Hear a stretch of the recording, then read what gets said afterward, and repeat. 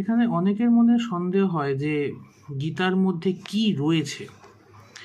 আসলে আমার যতদূর আমার গীতা পড়ার অভিজ্ঞতা রয়েছে তা সেই হিসেবে বলি যে গীতা কিন্তু তোমাকে প্রতিটি অধ্যায়ে, টোটাল 18টা অধ্যায় রয়েছে, এবং প্রতিটি অধ্যায়ে কিন্তু ভগবান শ্রীকৃষ্ণ এই কথাটাই বলার চেষ্টা করেছে যে তুমি কোনরূপ কর্মফল এবং কর্মের প্রতি আসক্ত না হয়ে শুধুমাত্র নিজের সৎকর্ম করে কিভাবে এই জন্ম মৃত্যুর চক্র থেকে, এই জীবন থেকে মুক্তি পাবে, সেই কথাটা কিন্তু সর্বদা বলেছে।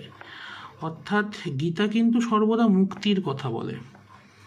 অর্থাৎ তোমাকে যাতে এই পৃথিবীতে পুনরায় যাতে ফিরে আসতে না হয় এবং এই জীবন এবং মৃত্যু, জন্ম মৃত্যু, এই চক্রে যাতে আবদ্ধ না হতে হয়,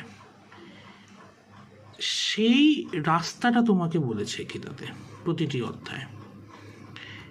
এবং এখানে কিন্তু গীতা এমন একটা বই যেটা যে কোনো ধর্মের মানুষই কিন্তু এটা পড়তে পারে।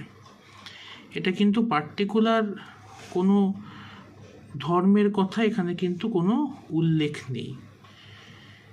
এটা যে কোনো মানুষই পড়তে পারে। কেমনভাবে তোমার জীবন ধারণ হতে হবে, কেন মানুষ পাপ করে, তুমি কে, তুমি কোথা থেকে আসছো, এর সব কিছুর ব্যাখ্যা দেওয়া রয়েছে তোমার এই গীতাতে। এক একটা করে যদি বলতে থাকি যে তুমি কে, তুমি কোথা থেকে আসছো, কি তোমার উদ্দেশ্য হওয়া উচিত, কেন মানুষ পাপ করে, এবং পাপী মানুষদের আফটার ডেথ তাদের কি পরিণতি হতে পারে, এর যাবতীয় বর্ণনা কিন্তু গীতাতে রয়েছে। কাজেই গীতাকে কখনোই কিন্তু কেউ রাজনৈতিক বই হিসেবে ভাববেন না। যদি ভাবেন তাহলে এটা মূর্খামি হয়ে যাবে।